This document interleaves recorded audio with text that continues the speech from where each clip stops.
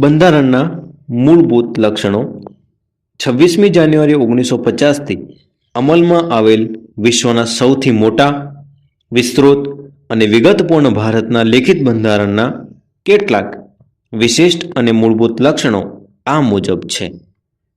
1. લેખિત દસ્તાવેજ.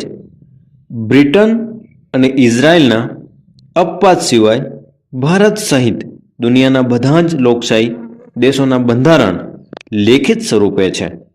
ભારતની સામાજિક ભૌગોલિક બહુત પરિસ્થિતિ અને પૂર્વ ઇતિહાસને ધ્યાનમાં લઈને બંધારણ સભાએ બંધારણ લેખિત સ્વરૂપે રાખવાનું મુનાસિબ માન્યું હતું. 2. બંધારણનું કદ.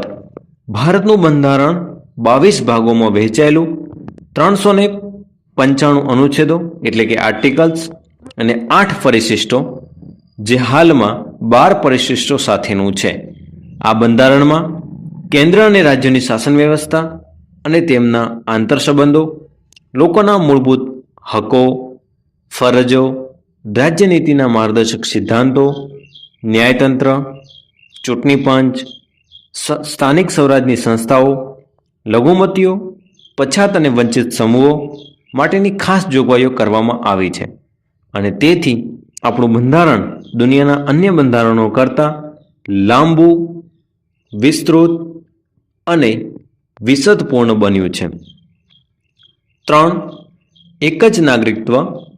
અમેરિકા જેવા દેશમાં દરેક વ્યક્તિ બેવડું નાગરિકત્વ ધરાવે છે, એટલે કે એક યુનાઇટેડ સ્ટેટ ઓફ અમેરિકાનું અને બીજું જે તે પોતાના રાજ્યમાં વસવાટ કરતી હોય તે રાજ્યનું નાગરિકત્વ ધરાવે છે. જ્યારે ભારતના ગમે તે રાજ્યમાં આપણે રહેતા હોઈએ, પરંતુ આપણે એક જ નાગરિકત્વ એટલે કે ભારતીય જ નાગરિકત્વ ધરાવીએ છીએ. આપણે તે રાજ્યની અલગ નાગરિકતા જેવું કાંઈ નથી. ભારતમાં માત્ર જમ્મુ એન્ડ કાશ્મીરના નાગરિકો જ બેવડું નાગરિકત્વ ધરાવે છે, જેમાં એક ભારતનું અને બીજું કાશ્મીર રાજ્યનું નાગરિકત્વ ધરાવે છે. 4. મજબૂત કેન્દ્રવાળું સમવાય તંત્ર.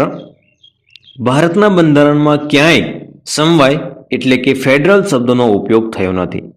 બંધારણ ભારતને રાજ્યનો સંઘ, યુનિયન ઓફ સ્ટેટ તરીકે જ વર્ણવે છે. આમ ભારત એ સંઘીય રાજ્ય છે. સંઘ શબ્દ દ્વારા ભારતમાં સંઘ એટલે કેન્દ્ર અને એકમ રાજ્યો વચ્ચે ક્યારેય પણ બદલી શકાય નહીં તેવા કાયમી સંબંધોની લેખિત સ્વરૂપે બંધારણમાં સ્પષ્ટતા કરવામાં આવી છે.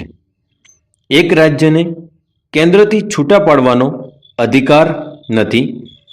સંઘ સરકારને કેટલીક વિશેષ અને ચડિયાતી સત્તાઓ આપવામાં આવી છે.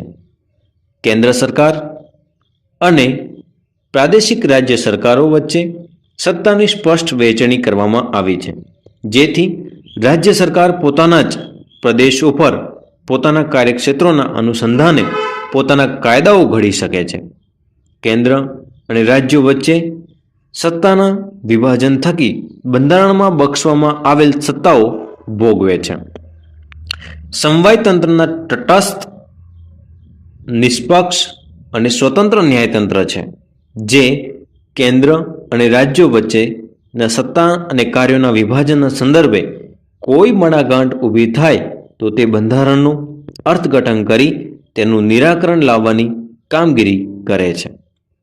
ભારતમાં કેન્દ્ર અને રાજ્યો વચ્ચે સત્તાનું સ્પષ્ટ અને વિશદ વિભાજન કરવામાં આવ્યું છે, જે માટે 3 યાદીઓ બંધારણમાં મૂકવામાં આવી છે. 1. કેન્દ્ર એટલે કે સંઘ યાદી. સંઘ યાદીમાં કુલ 97 વિષયોનો સમાવેશ કરવામાં આવે છે, જેમાં કાયદો ઘડવાની સંપૂર્ણ સત્તા સંસદ ધરાવે છે. સંરક્ષણ, વિદેશી બાબતો, અણુશક્તિ, નાણું, વીમો, બેન્કિંગ, તાર ટપાલ, રેલવે જેવા રાષ્ટ્રીય મહત્વના ધરાવતા ક્ષેત્રોમાં કેન્દ્ર સર્વોપરી સત્તા ધરાવે છે. 2. રાજ્યનો યાદી, જેમાં 66 વિષયોનો સમાવેશ કરવામાં આવ્યો છે, જેમના પર કાયદો ઘડવાની સંપૂર્ણ સત્તા રાજ્યની ધારાસભાઓ એટલે કે વિધાનસભા ગૃહો ધરાવે છે. કાયદો અને વ્યવસ્થા, શિક્ષણ, સ્થાનિક સ્વરાજની સંસ્થાઓ, કૃષિ સિંચાઈ, આરોગ્ય, ભૂમિ, રાજ્યનો આંતરિક વાણિજ્યક વેપાર, વિષયક સેવાઓનો સમાવેશ થાય છે. જો કેન્દ્રને લાગે કે રાજ્યમાં કાયદો અને વ્યવસ્થા પડી ભાંગ્યા છે, તો રાજ્યની સંમતિ સાથે કે રાજ્યની મરજી વિરુદ્ધ જઈને કેન્દ્ર તે રાજ્યમાં કેન્દ્રીય અનામત પોલીસ દળોને મોકલી શકે છે. 3. સંયુક્ત યાદી. સંયુક્ત યાદીમાં 47 જેટલા વિષયોનો સમાવેશ કરવામાં આવ્યો છે, જેમના પર કાયદો ઘડવાની સત્તા કેન્દ્ર અને રાજ્યો બંને ધરાવે છે. પરંતુ જ્યારે રાજ્યોના કાયદામાં વિવાદ કે સંઘર્ષ ઊભો થાય ત્યારે ત્યાં કેન્દ્રનો કાયદો ચડિયાતો અને સર્વોપરી ગણાય છે. આમ સમવાય તંત્રમાં કેન્દ્રને સંયુક્ત યાદીમાં પણ વિશેષ સત્તાઓ આપી છે. આ યાદીમાં દીવાની, ફોજદારી બાબતો, લગ્ન, છૂટાછેડા અને ભરણ પોષણ, શિક્ષણ, આર્થિક આયોજન, વ્યાપારી સંઘો વગેરેનો સમાવેશ થાય છે. શેષ સત્તાઓ. જે વિષયોમાં કેન્દ્ર અને રાજ્યો વચ્ચે સત્તાની સ્પષ્ટ વહેંચણી થઈ શકી ન હોય તે વિષયોનો સમાવેશ શેષ સત્તાઓમાં કરવામાં આવ્યો છે. આ વધારાના વિષયો કે શેષ સત્તાઓમાં કાયદો ઘડવાની કે તેમાં ફેરફાર કરવાની સંપૂર્ણ સત્તા કેન્દ્ર સરકારને એટલે કે સંસદને છે. ભારતમાં કેન્દ્ર અને રાજ્ય વચ્ચે નાણાકીય સાધનોની પણ વહેંચણી કરવામાં આવી છે. આબકારી જકાત, આયાત નિકાસ જકાત, આવકવેરો વગેરે વધુ આવકો આપતા કરવેરા કેન્દ્રને ફાળવવામાં આવ્યા છે, જ્યારે વેચાણ વેરો, મનોરંજન વેરો, મહેસૂલ અને શિક્ષણ વેરો જેવી ઓછી આવક ધરાવતા સાધનો રાજ્યને ફાળવવામાં આવ્યા છે. તેથી રાજ્યોને કેન્દ્ર પાસેથી ગ્રહણ સ્વરૂપે આર્થિક સહાયનો આધાર રાખવો પડે છે. 5. કટોકટી વેળા એકતંત્રી વ્યવસ્થા. ભારતના બંધારણમાં 3 પ્રકારની કટોકટીની જોગવાઈ કરવામાં આવી છે. 1. યુદ્ધ, બાહ્ય આક્રમણ કે સશસ્ત્ર બળવો જેવા સંજોગોમાં રાષ્ટ્રીય સલામતી જોખમાય એવી પરિસ્થિતિમાં દેશની સલામતી વિષયક કટોકટી જાહેર કરી શકાય છે. 2. રાજ્યમાં કાયદો અને વ્યવસ્થાની પરિસ્થિતિ પડી ભાંગી હોય અથવા બંધારણીય જોગવાઈઓ અનુસાર રાજ્યની સરકાર ચાલી શકે એમ ન હોય ત્યારે કેન્દ્ર સરકાર બંધારણીય કટોકટી જાહેર કરી શકે છે અને ત્યાં રાષ્ટ્રપતિ શાસન રાજ્યમાં લાગુ પડે છે. 3. સતત ભાવ વધારાના કારણે નાણાંના મૂલ્યમાં ઝડપથી ધોવાણ થતું હોય ત્યારે નાણાકીય કટોકટી જાહેર કરી શકાય છે. આમ કટોકટીની આ ત્રણેય જોગવાઈઓ હેઠળ આપણું સમવાયતંત્ર એકંદરે એકતંત્રી વ્યવસ્થામાં ફેરવાઈ જાય છે. તેટલા સમયગાળા પૂરતું સમવાયતંત્ર સ્થગિત થઈ જાય છે. 6. દ્વિગૃહી પ્રથા. લોકો દ્વારા ચૂંટાયેલા પ્રતિનિધિઓમાંથી બનેલી લોકસભા છે. લોકશાહીમાં લોકસભામાં જ સાચી સત્તા સ્થાપિત થયેલી છે. સંસદના 2 ગૃહો, ઉપલું ગૃહ રાજ્યસભા અને નીચલું ગૃહ લોકસભા છે. પ્રધાનમંડળની રચના સંસદ સભ્યોમાંથી કરવામાં આવે છે. પ્રધાનમંડળ સંસદને જવાબદાર છે. પ્રધાનમંડળ લોકસભાનો વિશ્વાસ ધરાવે ત્યાં સુધી જ સત્તા ઉપર રહી શકે છે. સંસદીય સરકાર એ સંયુક્ત જવાબદારીના સિદ્ધાંત ઉપર કામ કરે છે. પ્રધાનમંડળમાં અત્યંત મહત્વના નિર્ણયો લેવાતા હોય છે. કેન્દ્રમાં રાષ્ટ્રપતિના નામે તથા રાજ્યમાં રાજ્યપાલ એટલે કે ગવર્નરના નામે વહીવટ ચાલતો હોવા છતાં ખરેખર સત્તા કેન્દ્રમાં વડાપ્રધાનની આગેવાની હેઠળનું પ્રધાનમંડળ અને રાજ્યોમાં મુખ્ય પ્રધાનના વડપણ હેઠળનું પ્રધાનમંડળ જ વહીવટી અને કારોબારી સત્તા ભોગવે છે. રાજ્યનું પ્રધાનમંડળ રાજ્યની વિધાનસભાને જવાબદાર હોય છે. લોકસભા એ કાયમી ગૃહ નથી. તેની મુદ્દત 5 વર્ષની હોય છે. રાજ્યસભામાં સભ્યો રાજ્યોની વિધાનસભામાં ચૂંટાઈને આવેલા ધારાસભ્યો ચૂંટે છે. તેઓ જે તે રાજ્યનું પ્રતિનિધિત્વ કરે છે. રાજ્યમાં વિવિધ ક્ષેત્રના નિષ્ણાંતો, અનુભવીઓ એવી 12 વ્યક્તિઓની સભ્ય તરીકેની પસંદગી રાષ્ટ્રપતિ કરે છે. રાજ્યસભા એ કાયમી ગૃહ છે. તેના 1/3 સભ્યો દર 2 વર્ષે નિવૃત્ત થાય છે. તેટલા જ સભ્યો ફરીથી ચૂંટવાને પાત્ર છે. આમ રાજ્યસભાનો સભ્ય 6 વર્ષ સુધી સભ્યપદ ધરાવે છે. રાજ્યસભાની સત્તા પ્રમાણમાં ઓછી છે, જ્યારે લોકસભાની સત્તાઓ વિશેષ, ચડિયાતી અને નિર્ણાયક છે. રાજ્યનું સંપૂર્ણપણે વિસર્જન થતું નથી. 7. સ્વતંત્ર, નિષ્પક્ષ અને એકીકૃત ન્યાયતંત્ર. બંધારણની જોગવાઈ અનુસાર ભારતમાં સળંગ, સ્વતંત્ર, નિષ્પક્ષ, એકસૂત્રી ન્યાયતંત્રની સ્થાપના કરવામાં આવી છે, જેની ટોચે સર્વોચ્ચ અદાલત પછી મધ્યમાં એટલે કે રાજ્ય કક્ષાએ વડી અદાલતો અને નીચે જિલ્લા કક્ષાની અને તાબાની અદાલતો ઉપર વિશેષ અદાલતો હોય છે. સર્વોચ્ચ અદાલતના ચુકાદા ભારતમાં આવેલ તમામ અદાલતો માટે બંધનકર્તા છે. સંઘ સરકાર અને રાજ્ય સરકાર વચ્ચે બંધારણીય જોગવાઈઓ કે કાયદાના અર્થઘટનો અંગે વિવાદ થાય તો તેના ઉકેલની અંતિમ સત્તા સર્વોચ્ચ અદાલતની છે. ન્યાયતંત્ર કારોબારીથી સ્વતંત્ર છે. બંધારણના રક્ષક અને વાલી તરીકે ન્યાયતંત્ર નાગરિકોના અધિકારોનું રક્ષણ કરે છે. 8. બંધારણમાં સુધારો. ભારતીય બંધારણ અન્ય દેશોના બંધારણ કરતાં પરિવર્તનશીલ છે. સમય અને સંજોગોને આધીન બંધારણમાં ફેરફાર કરવાની જરૂર પડતી હોય છે. બંધારણમાં ફેરફારની કલમોને 3 ભાગમાં વહેંચવામાં આવી છે. 1. અમુક જોગવાઈઓમાં સંસદના હાજર અને મત આપતા સભ્યોની સાદી બહુમતીથી સુધારો કરી શકાય છે. 2. અમુક જોગવાઈઓમાં સંસદના બંને ગૃહોની કુલ સભ્ય સંખ્યાની બહુમતી અને હાજર તેમજ મત આપતા સભ્યોની 2/3 સ્પષ્ટ બહુમતીથી ફેરફાર થઈ શકે છે. 3. બંધારણના અમુક ભાગમાં સુધારો કરવા માટે સંસદના બંને ગૃહોની કુલ સભ્ય સંખ્યાની બહુમતી તેમજ હાજર અને મત આપતા 2/3 બહુમતીની ઉપરાંત અડધા કરતાં વધુ ઘટક રાજ્યોના વિધાનસભા ગૃહોની મંજૂરી જરૂરી છે. કેન્દ્ર અને રાજ્યોના આંતર સંબંધો કે ઉચ્ચ ન્યાયતંત્રના માળખામાં સુધારો કરવાનો હોય ત્યારે કુલ રાજ્યોના ઓછામાં ઓછા અડધા રાજ્યોની સંમતિથી કરી શકાય છે. ન્યાયિક ચુકાદાના આધારે પણ સંસદ દ્વારા બંધારણમાં સુધારો કરવામાં આવે છે.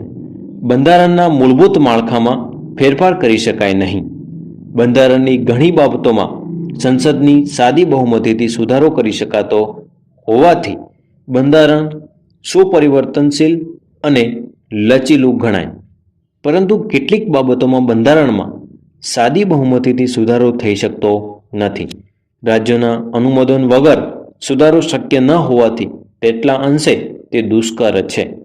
આમ બંનેનું મિશ્રણ ભારતીય બંધારણનું આગવું લક્ષણ છે. 9. સાર્વત્રિક પુખ્ત વય મતાધિકાર. આ અંગે આપણે અગાઉ વિગતે ચર્ચા કરી છે.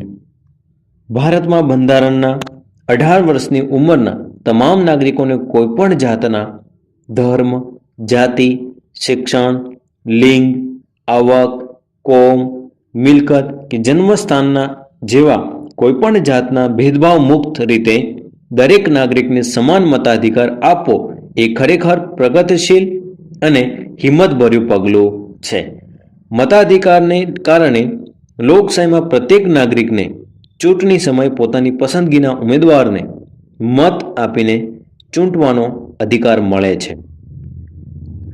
ચૂંટણીઓમાં યુવા મતદારોની ઉત્તરોત્તર વધતી સંખ્યા, સજાગતા, ઉમળકો, મતદાન જાગૃતિના કારણે મતદાનનું વધેલું પ્રમાણ, આમ રાજકીય ક્ષેત્રે યુવાઓની સક્રિયતા એ લોકશાહીની પરિપક્વતા અને સફળતાની નિશાની છે. 10. ધર્મનિરપેક્ષતા એટલે કે બિન સાંપ્રદાયિકતા. આ અંગે પણ અગાઉ આપણે આમુખમાં અભ્યાસ કર્યો છે. ભારતીય બંધારણમાં સર્વધર્મ તરફ સમાન દ્રષ્ટિને સમાન આદરભાવનો સ્વીકાર થયો છે. રાજ્ય દ્વારા કોઈપણ ધર્મને ઉત્તેજન કે ટેકો નહીં.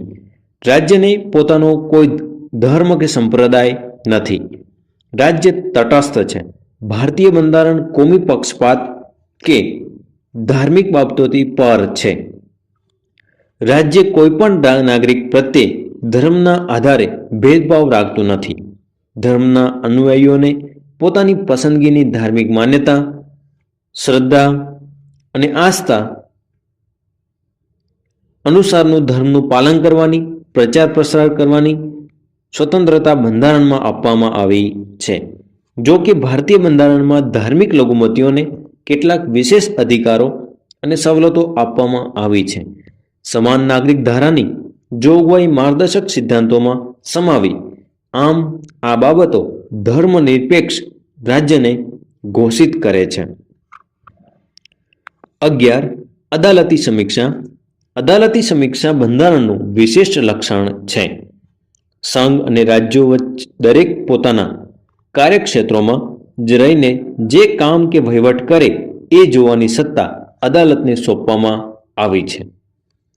સંસદની સત્તાઓને અવગણ્યા વગર અદાલતી સમીક્ષા વિશેના સિદ્ધાંતો વચ્ચે એક સુમેળ સ્થાપવાનો પ્રયાસ બંધારણમાં કર્યો છે.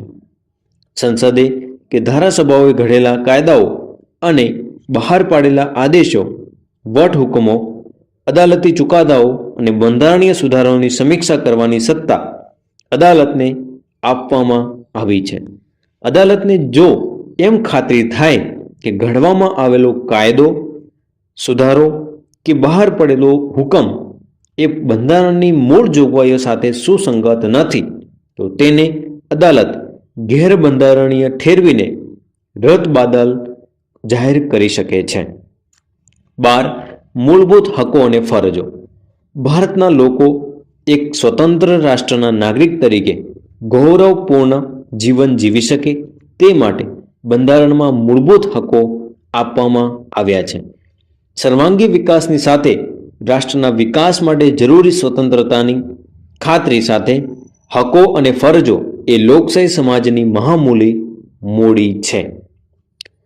બંધારણીય ઇલાજોનો હક તથા 6 થી 14 વર્ષ સુધીના બાળકોને ફરજિયાત શિક્ષણનો હક પણ બંધારણમાં સમાવ્યો છે. 13. રાજ્યનીતિના માર્ગદર્શક સિદ્ધાંતો. લોકોના રક્ષણ સલામતીની સાથે કલ્યાણ સાધવાનો પ્રયાસ રાજ્ય કરવાનો છે. રાજ્યોને નીતિ ઘડતરમાં અને રાજ્ય શાસનમાં રાજ્યનીતિના માર્ગદર્શક સિદ્ધાંતો માર્ગદર્શન આપે છે. તેથી પણ તે સિદ્ધાંતો માર્ગદર્શક સિદ્ધાંતો કહેવાયા છે. 14.